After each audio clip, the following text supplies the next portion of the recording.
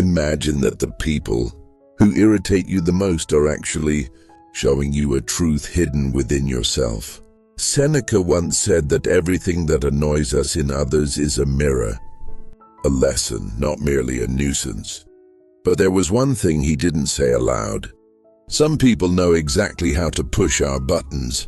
They are professional irritators. And the reason you keep letting them back into your life isn't love or loyalty. It's hope, a dangerous kind of hope. You're attached to the fantasy that if you love enough, if you are patient enough, they will finally understand. But Seneca knew the truth. They will not change. Every time you try to explain yourself to someone who has no intention of listening, you are only giving them power. Seneca said, "He who looks outside dreams. He who looks inside awakens." The moment you stop performing for validation, that is when you awaken. Toxic people only win when you continue to react. But there is one powerful step that flips the game. Once you take it, they will never be able to irritate you the same way again. If these words resonate with you, don't scroll past. Subscribe, like, comment, and share this with someone who needs to hear it. Now let's talk about that one crucial step. 1. You don't need to shout. You shouldn't feel compelled to shout. You don't owe it to anyone to defend your heart if they aren't willing to listen, no matter how gently you speak. You don't have to justify your intentions to those who twist your words. Some people aren't seeking truth. They are seeking control. Every time you respond, every time you over-explain, every time you open your emotional clarity to them, you empower them and drain yourself.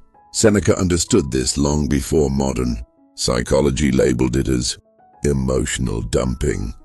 He knew that when people avoid taking responsibility, they project their feelings onto those close enough to feel deeply. Often, that's you. You end up absorbing someone else's pain, shame, or self-loathing. And the more you try to fix it by staying calm, being kind, or showing you aren't the enemy, the more they feed off you. Not because they are confused, but because they know exactly what they are doing. Seneca warned that when people justify their egos, reacting only drags you down to their level. It doesn't resolve conflict. It gives them power. You're simply feeding the toxic cycle. Seneca believed that true power lies in self-control. Silence is not weakness. It is discipline, a hidden strategy. When someone disrespects you and your first instinct is to explain yourself, your reflex may be well-intentioned, but it's not always noble. Sometimes what appears as virtue is really self-abandonment. Stoicism offers another path. You only control your own reactions, not what others do. Whether or not you give them energy, allow them into your life, or participate in arguments designed to drain you, that choice is yours. This is not passivity. It is leveling up.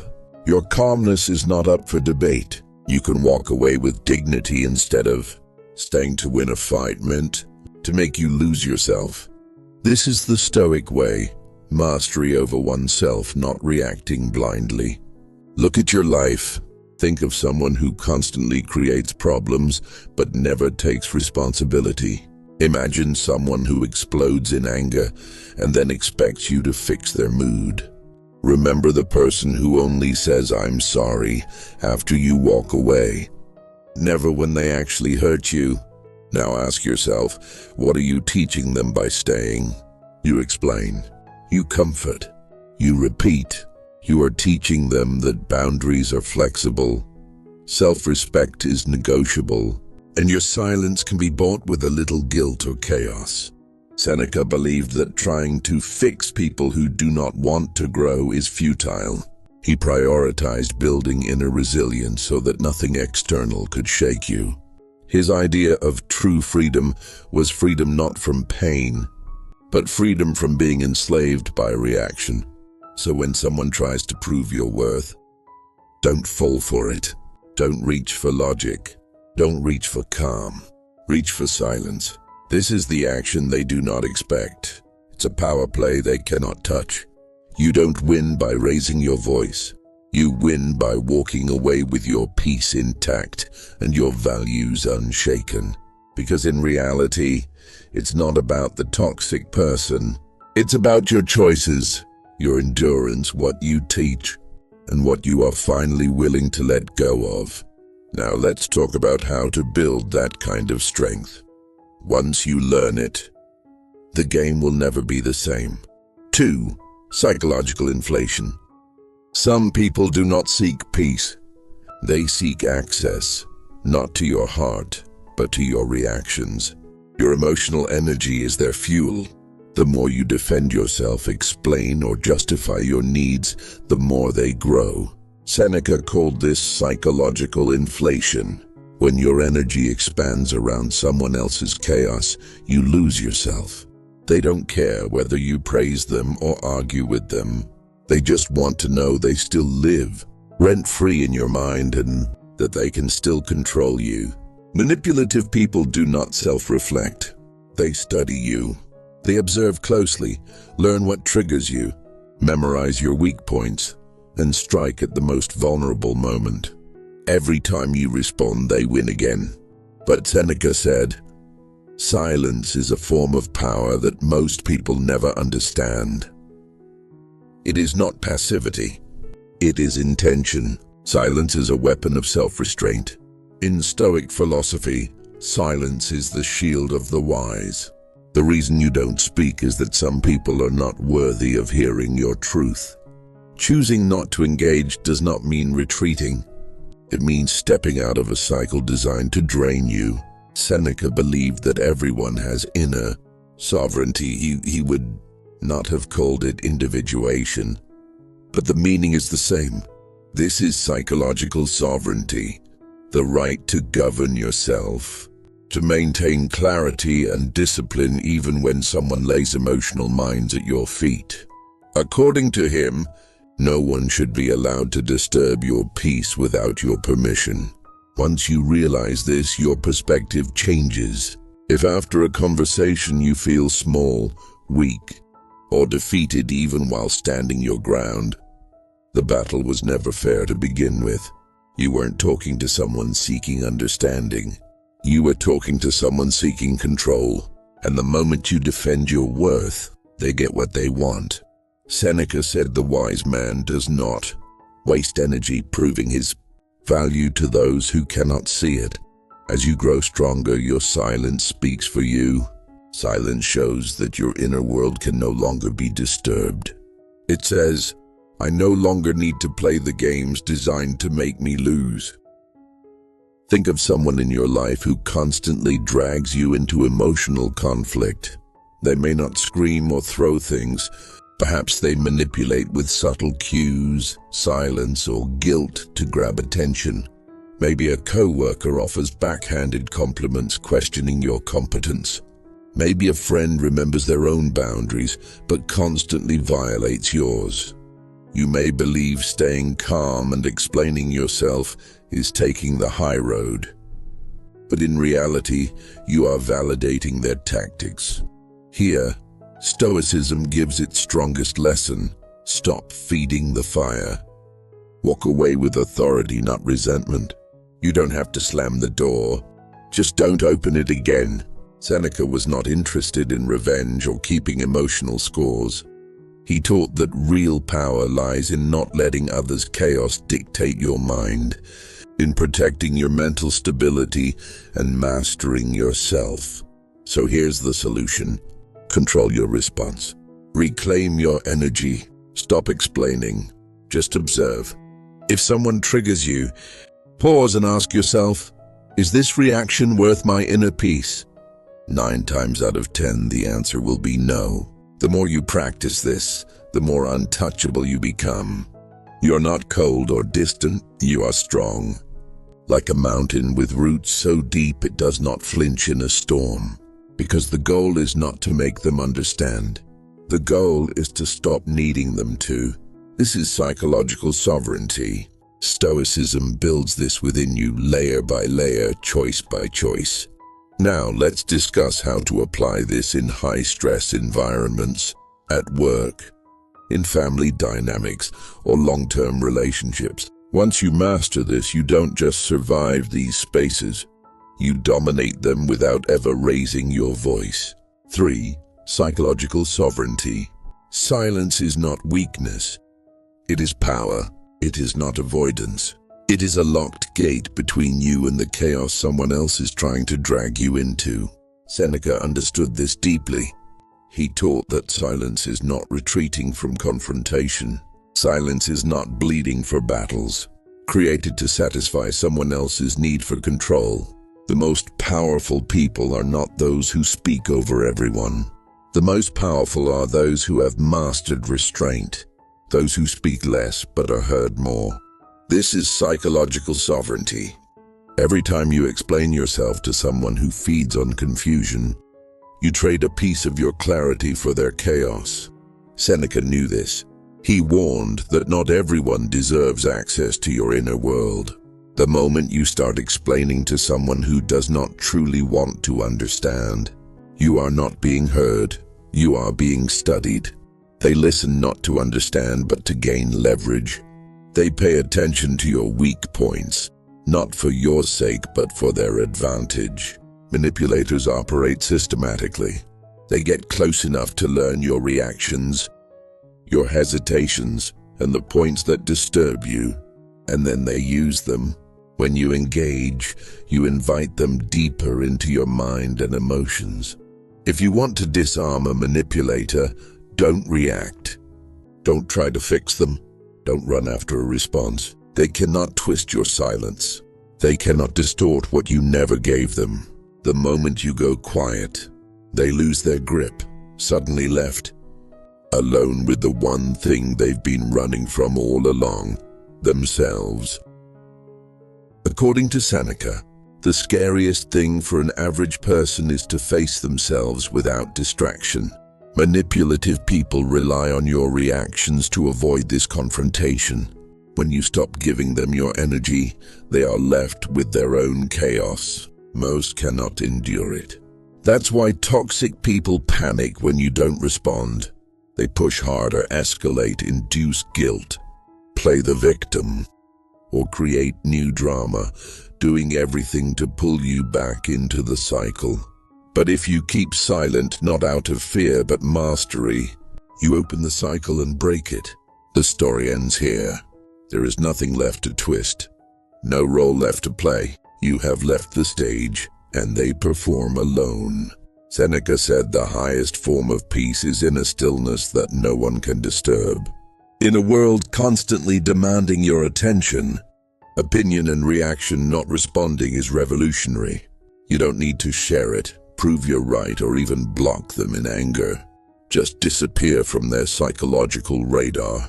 Let them face the silence. Let them confront the echo of their own actions. Now comes the hardest step, letting go without needing to be understood. The Stoic path is not about words. The need to be understood by the wrong people is itself a form of bondage. You don't need their understanding to heal. You don't need their apology to move on. You just need to stop giving away your emotional energy. So ask yourself, who in your life are you still explaining yourself to?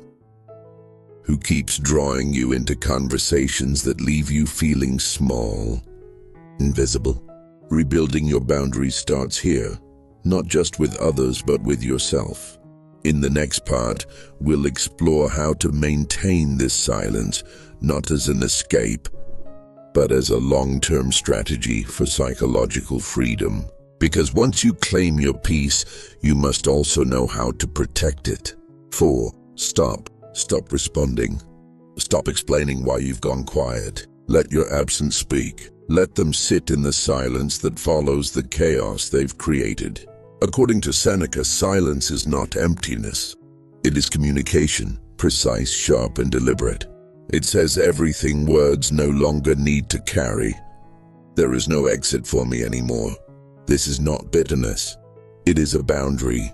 In a world constantly demanding emotional availability, this is a form of psychological rebellion.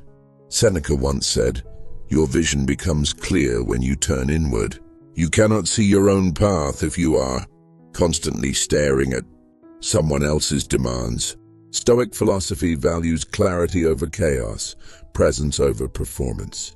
But toxic people thrive on drawing you into performance. They act as if they do not see your pain, not because they don't, but because playing the role of misunderstanding keeps you explaining, keeping control in their hands.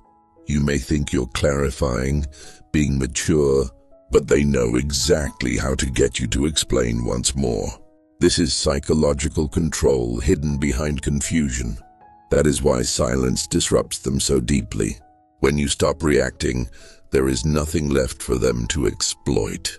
They cannot manipulate what you do not speak. They cannot twist what you remain silent about. Seneca's Stoic wisdom goes deep here. No one is owed access to your mind simply because they are accustomed to it. They may demand a response when uncomfortable, but they are not entitled to stay in your life. Emotional access is not a right. It is a privilege. Too often we think boundaries only matter if announced. The truth is, boundaries exist for your inner clarity, not for anyone else. This is the inner stillness Stoicism points us toward, peace earned through choice, not conflict. Think. If someone only stops hurting you when you finally raise your voice or break down, that is not a relationship, it is a trap. And if they only respect your boundaries after dramatic confrontation, then they never respected you at all. They only feared the consequences. Seneca taught that power is not in how loudly you speak, but in how firmly you hold your ground. You don't need to slam the door. You can walk away quietly, without anger, without drama, and never return. Start treating your mental energy like what Seneca would call psychic gold. Rare, valuable, not meant for everyone. Not everyone deserves to hear your thoughts. Not everyone earns the right to influence your emotions. If someone drains you, undermines you, or constantly twists your intentions, you don't need a final conversation. You don't need to craft the perfect message or wait for the right moment. Just stop, quietly, clearly, decisively. Stop thinking you owe them closure. You don't. They already know what they did. Most people don't want to admit it, but toxic people always know. They may not own it. They may deny, deflect, or distract, but deep down they know. They test your boundaries on purpose. They push, not because they don't know, but to see if you'll fold. And when you explain, they win. When you justify, they gain ground. But when you go silent, they face the mirror they have been running from their whole lives. This is the truth most manipulators cannot handle. Without your emotional labor, they are left alone with themselves. And that is the scariest sight for them.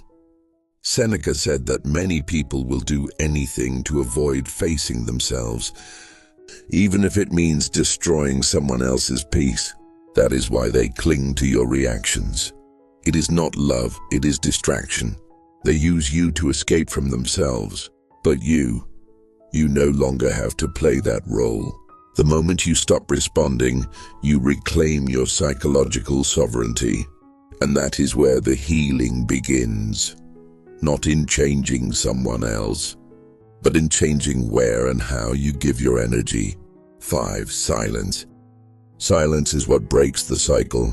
Not words, not confrontation, not a long explanation to someone unwilling to change. Silence stops their psychological game, not to avoid, but to prevent them from manipulating you. Seneca said that silence is not passivity.